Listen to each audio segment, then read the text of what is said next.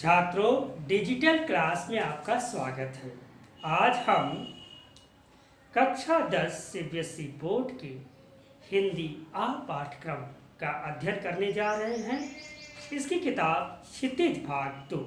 पिछले वीडियो में यानी वीडियो तुलसीदास भाग 1 में हमने तुलसीदास पाठ के राम लक्ष्मण परशुराम संवाद के कुछ चौपाई का संदर्भ सहित व्याख्या किया था। आज उसके आगे हम संदर्भ सहित व्याख्या करेंगे और इस पाठ को इस वीडियो में पूरा कंप्लीट करेंगे। तो चौपाई है, बेहसी लखन बोले मृदबानी,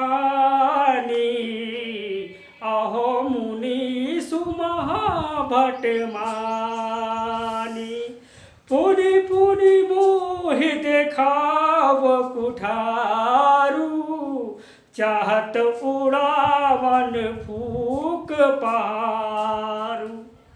तो छात्रों, इसमें परशुराम के बातों का जवाब देते हुए लक्ष्मण जी बड़े व्यंग में कहते हैं, बेहसी लखन बोले मृदबानी। इस पंक्ति का अर्थ हुआ कि लक्ष्मण जी बड़े प्यार से और व्यंग करके बोलते हैं। किसको? परशुराम जी को। फिर अगली पंक्ति में है, अहो मुनीसु महाभट मानी। और लक्ष्मण जी मानते हैं और कह रहे हैं बड़े व्यंग से कि हाँ, मुनीसु यानी महामुनि, महाभट यानी महान योद्धा मानते हैं कि हाँ, मैंने माना कि आप बड़े महान योद्धा हैं। फिर अगली पंक्ति में देखिए, लक्ष्मण जी फिर व्यंग करते हैं, कहते हैं, पुनि पुनि मोहे दिखाव कुठारी। और बार बार, पुनि पुनि मतलब बार बार, मोह माने मुझे, और दिखा रहे हो ये कुल्हाड़ी। और फिर व्यंग करते हुए बोल रहे हैं लक्ष्मण जी कि चाहत उड़ावन फूक पहाड़ू। और इस तरह आप जो है एक फूक से पहाड़ उड़ाना चाहते हैं। इस तरह की व्यंग सुनकर लक्ष्मण के परशुराम का क्रोध और क्रोधित हो जाते हैं, क्रोध के स्वर में भर जाते हैं। अगली चौपाई है, यहाँ कुंभड़ बतिया कोऊ नाही, जे तर्जनी देख मर जाही, देख कुठारू सरासन बाना, मैं कछु कहा सहित अभिमाना। लक्ष्मण जी कहते हैं, यहाँ कुंभड़ बतिया कोऊ नाही। स्क्रीन पर देखिए लिखा है यहाँ। यहाँ का मतलब यहाँ, कुंभड़ बतिया यानी कि जो सीताफल या अंग्रेजी में पंपकिन कहते हैं, जब वह छोटा होता है निकलते समय, फड़ते समय, तो उसको कुंभड़ बतिया यहाँ कहा गया है। और कोऊ शब्द देखिए लिखा हुआ है चौपाई में, इसका मतलब कोई, और नाही शब्द का मतलब नहीं। तो इस पंक्ति का अर्थ हुआ कि यहाँ कोई कुंभड़ बतिया यानी कोढ़े का या सीताफल का बतिया नहीं है। जे तर्जनी देख मर जाही। जे माने जो, तर्जनी माने अंगूठे की बगल वाली उंगली को तर्जनी कहते हैं।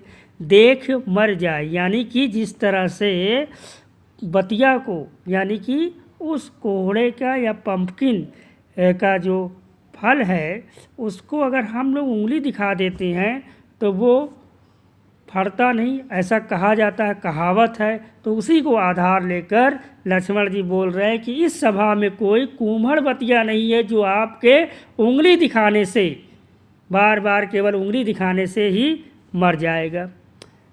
लक्ष्मण जी परशुराम को कहते हैं, देखी कुठारू सरासन बाना, अर्थात आप बार बार फरसा दिखा रहे हैं और सरासन माने धनुष और बाण दिखा रहे हैं। फिर अगली पंक्ति में कह रहे हैं लक्ष्मण जी, मैं कछु कहा सहित अभिमाना। और इसलिए मैंने जो भी कहा वो अभिमान के साथ कहा है। स्क्रीन पर चौपाई है, उसे देखें, मैं पढ़ रहा हूँ। भृगुसुत समुझी जनेऊ बिलोकी। पहले इस पंक्ति का अर्थ समझते हैं। इसमें भृगु यानी लक्ष्मण जनेऊ को बिलोकी माने देखकर उन्हें अंदाज़ा लग रहा है कि ये ब्राह्मण हैं। तो फिर आगे लक्ष्मण जी कहे हैं, जो कछु कहूँ सहो रिस रोकी। और यही कारण है कि मैं बहुत कुछ कहना चाह रहा हूँ, लेकिन इस कारण से मैं अपना क्रोध रोक रहा हूँ, अपना क्रोध सह रहा हूँ, यानी अपने गुस्से को मैं काबू कर रहा हूँ। फिर अगली पंक्ति में, सुर महिसुर अर्जन अरुगाई, हमरे कुल इन पर ना सुराई।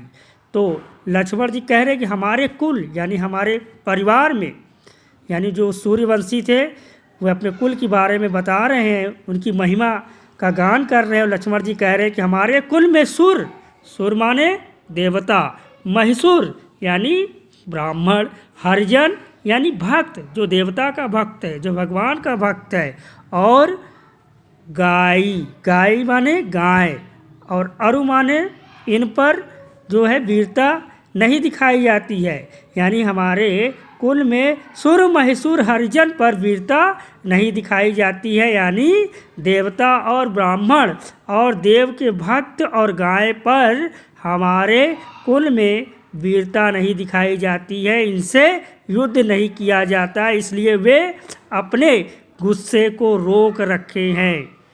कौन? लक्ष्मण जी। छात्रों स्क्रीन पर देखिए अगली चौपाई, बंधे पाप अपकीर्ति हारे, मारतहु पा परे तुम्हारे। तो लक्ष्मण जी परशुराम जी को कहते हैं कि अगर मैंने आपका वध किया तो ये कलंक मेरे माथे पर लगेगा, और अगर आपने मेरा वध किया तो इसके लिए मुझे आपके चरणों में झुकना पड़ेगा। आगे की पंक्ति में लक्ष्मण जी कहते हैं, कोटि कुलिस सम वचन तुम्हारा, यानी वज्र की तरह कठोर वचन है आपके, व्यर्थ धरऊ धनु बाण कुठारा, और व्यर्थ में ही ये धनुष बाण और फरसा रखे हैं। यहाँ पर धरहु माने धरा, धनु माने धनुष, बाण माने बाण, और कुठारा माने फरसा शब्द आया है। आगे पंक्ति में देखिए, जो बिलो की अनुचित कहेउ क्षमऊ महामुनि धीर, सुनी सरोस भृग वंशमणि बोले गिरा गंभीर। और जब ये बात लक्ष्मण जी बोल रहे थे तो उनके गुरु विश्वामित्र ने कहा कि देखिए, जो भी इस बालक ने कठोर वचन कहे हैं उसको क्षमा कर दे।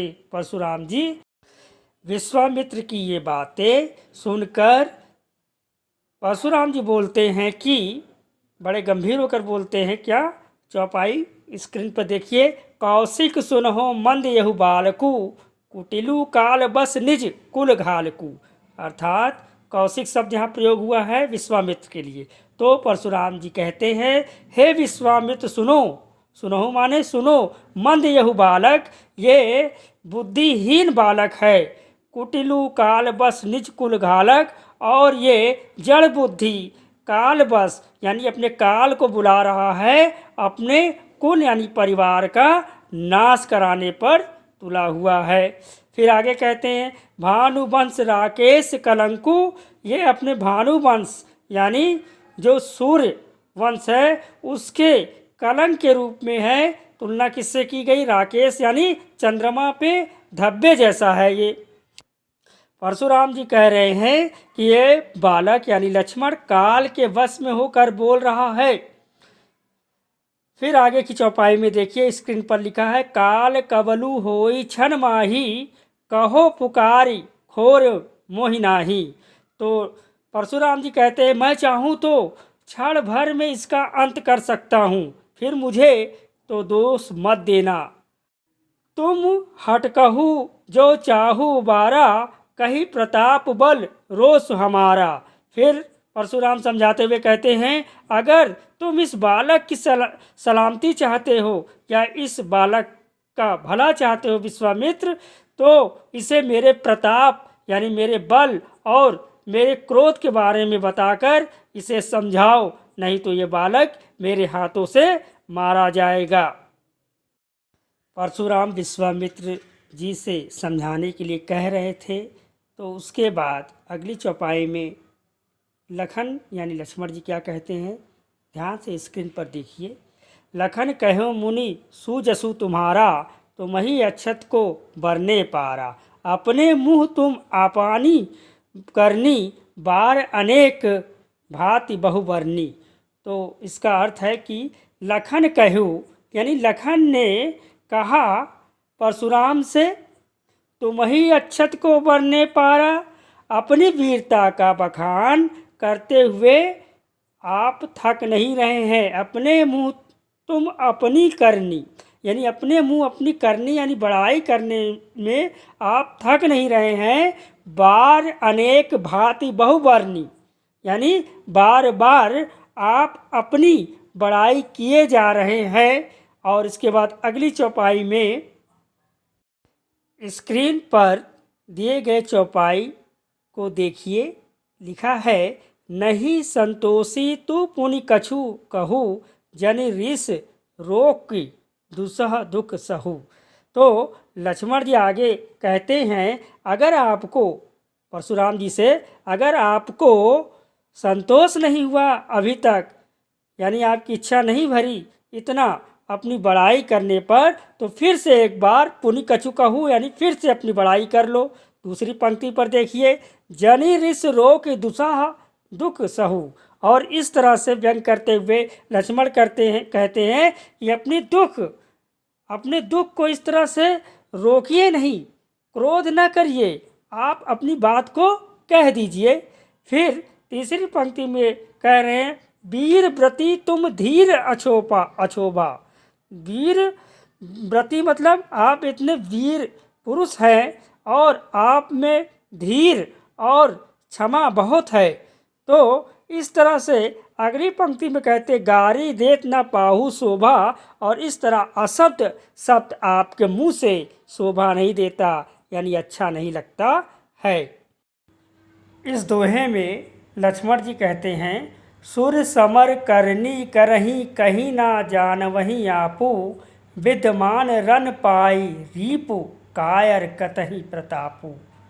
तो लक्ष्मण जी परशुराम जी को बहुत ही व्यंग पूर्वक कहते हैं सूरवीर यानी सूर समर मतलब सूरवीर यानी बहादुर व्यक्ति युद्ध में अपनी बहादुरी का प्रदर्शन करते हैं। वे अपने मुंह मियाँ मिट्ठू नहीं बनते यानी अपनी स्वयं की प्रशंसा या बड़ाई नहीं करते हैं।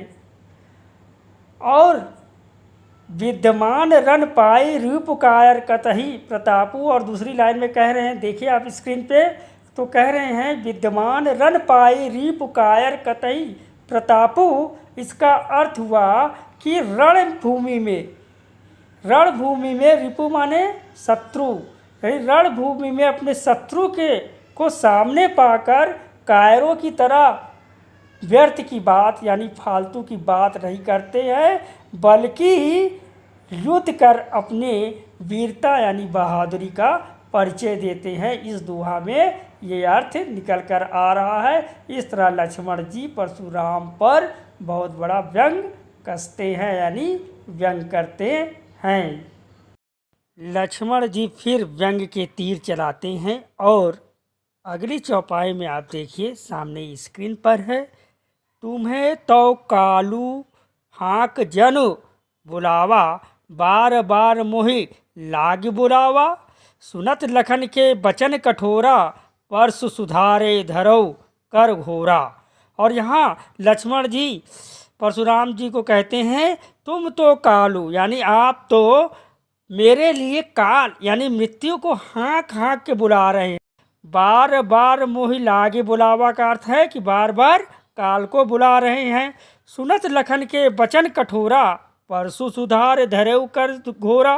और ये वचन लखन के सुनकर यानी लक्ष्मण के सुनकर कठोर वचन सुनकर परशुराम अपने फरसे को दिखाने लगते हैं उसको और घूर कर लक्ष्मण की तरफ देखने लगते हैं। स्क्रीन पर देखिए चौपाई। लक्ष्मण के कटु वचन सुनकर परशुराम क्या जवाब देते हैं। जब जनी दे दोसु मोहि लोगु, परशुराम कह रहे हैं कि अब मुझे कोई भी लोग दोष मत देना। क्यों? अगली पंक्ति में समझिए। कटुवादी बालकु बद जोगी। और ये कड़वा बोलने वाला बालक लक्ष्मण जो है अब वध करने योग्य हो गया, अर्थात मरने योग्य हो गया है। फिर अगली पंक्ति में देखिए, परशुराम कहते बाल बिलो की बहुत मैं बाचा। बालक समझ के इसे मैं अब तक बचाता रहा, अब यहु मारनिहार भाषाचा। और अब ये मेरे गुस्से और प्रकोप यानी कि मेरे हाथ मारा जाएगा, ये भी सच है। साचा माने सच है। आगे का दोहा पढ़ेंगे। छात्रों, परशुराम की इतनी बातें सुनने के बाद तुरंत विश्वामित्र कहते हैं, चौपाई स्क्रीन पर है देखिए। कौशिक कहा क्षम्यु अपराधु, बाल दोष गुण गनहि न साधु। तो विश्वामित्र जी परशुराम जी से कह रहे हैं कि हे परशुराम जी, इन बालक के अपराध को आप क्षमा कर दीजिए। आप तो साधु हैं और साधु लोग बालक के अपराध को गिनते नहीं, उनके अपराध को क्षमा कर देते हैं।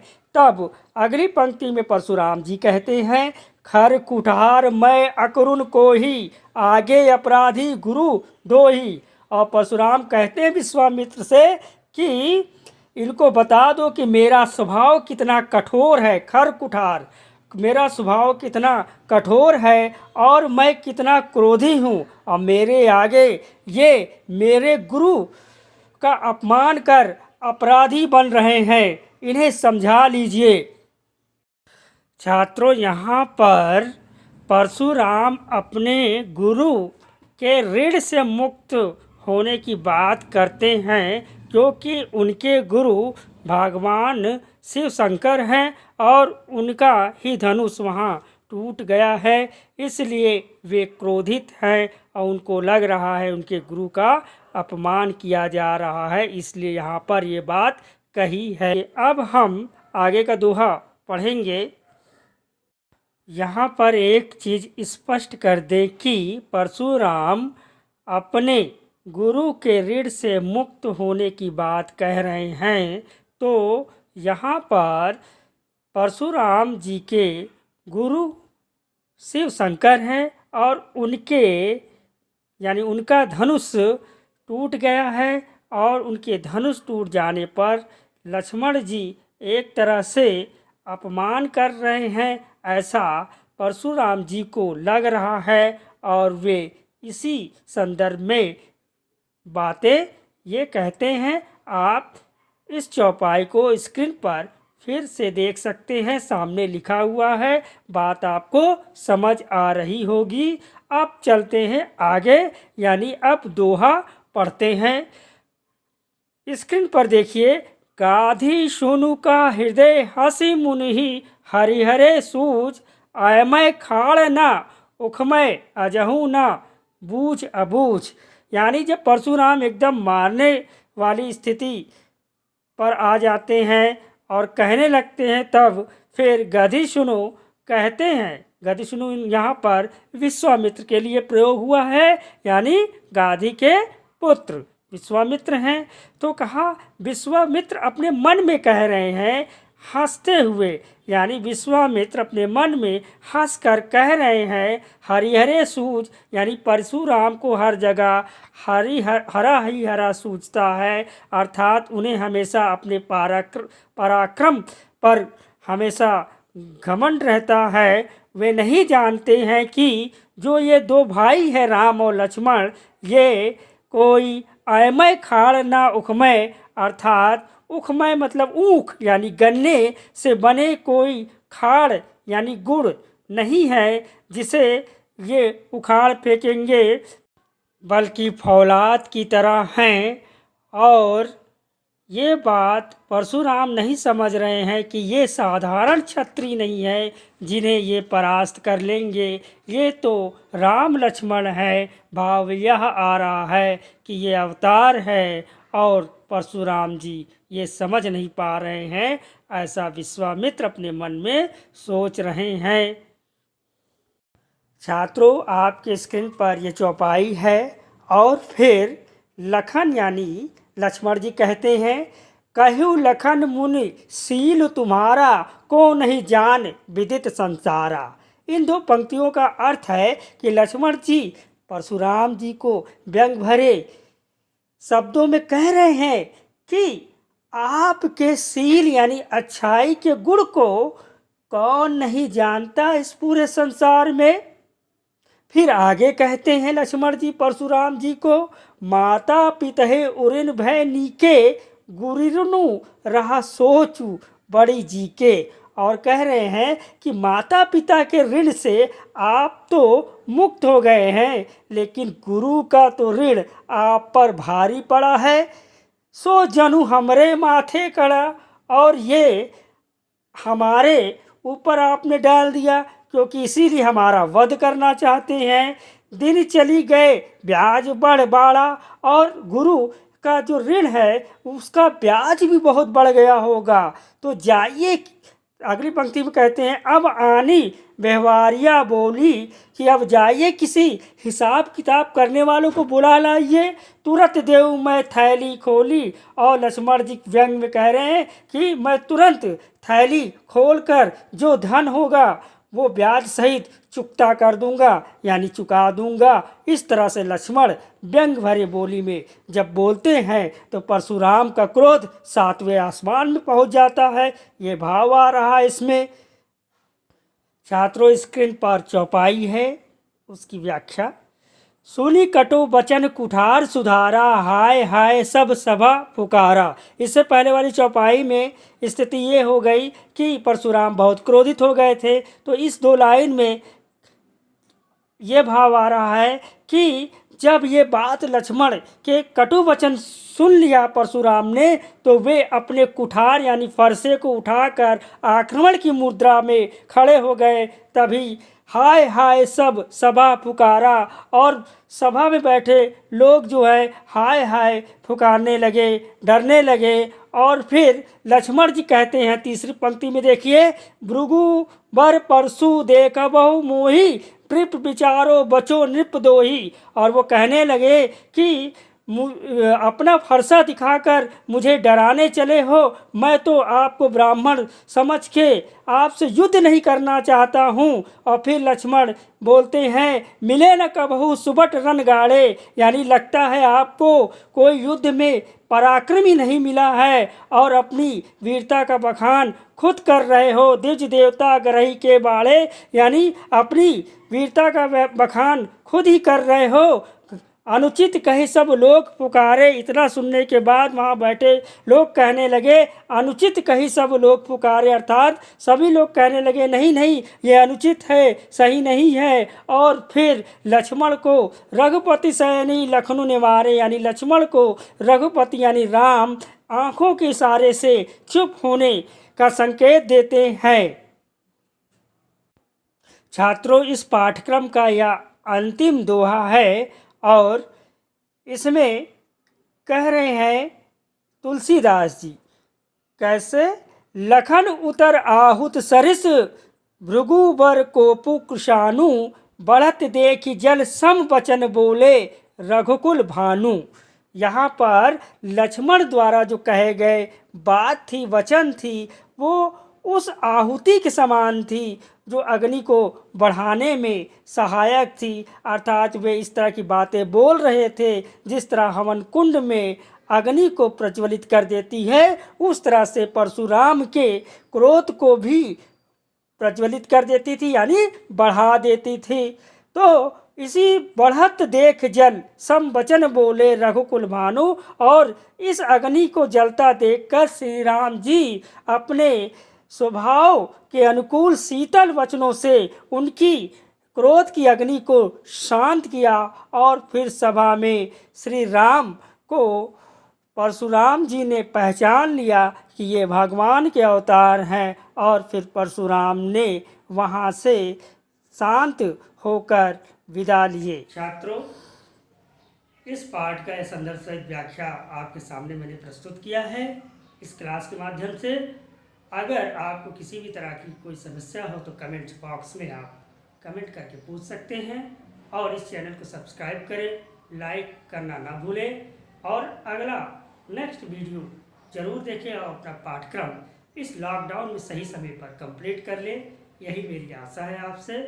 वीडियो देखने के लिए धन्यवाद। इस क्लास से जुड़ने के लिए धन्यवाद।